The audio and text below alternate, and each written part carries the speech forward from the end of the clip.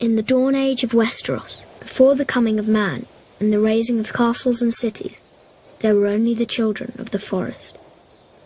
Little is known of them now, but it is said they were small in stature, dark and beautiful, and no taller than children when grown to manhood.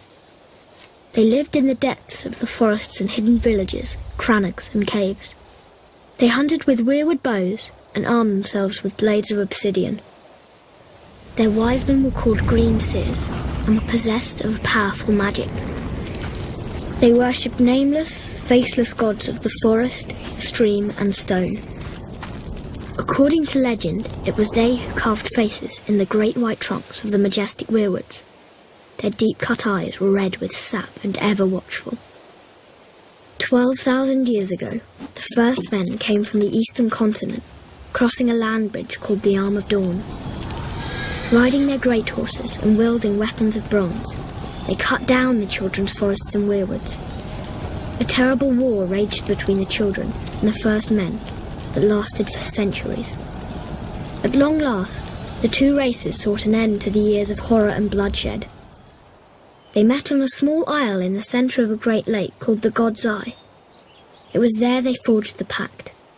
The first men would be granted dominion over the coastland, the mountains, the high plains and the bogs, but the deep forest would forever belong to the children, and no weirwood tree would ever again fall to man's axe.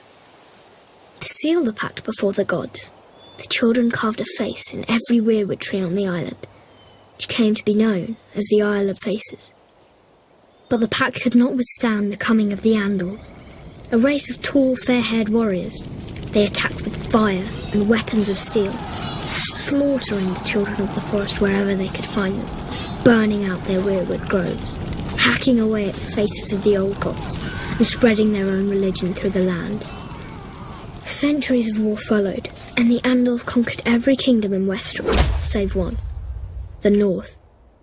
The kings of winter were able to withstand the Andal invasion, and descendants of the first men dwell there to this day, and continue to worship the old gods.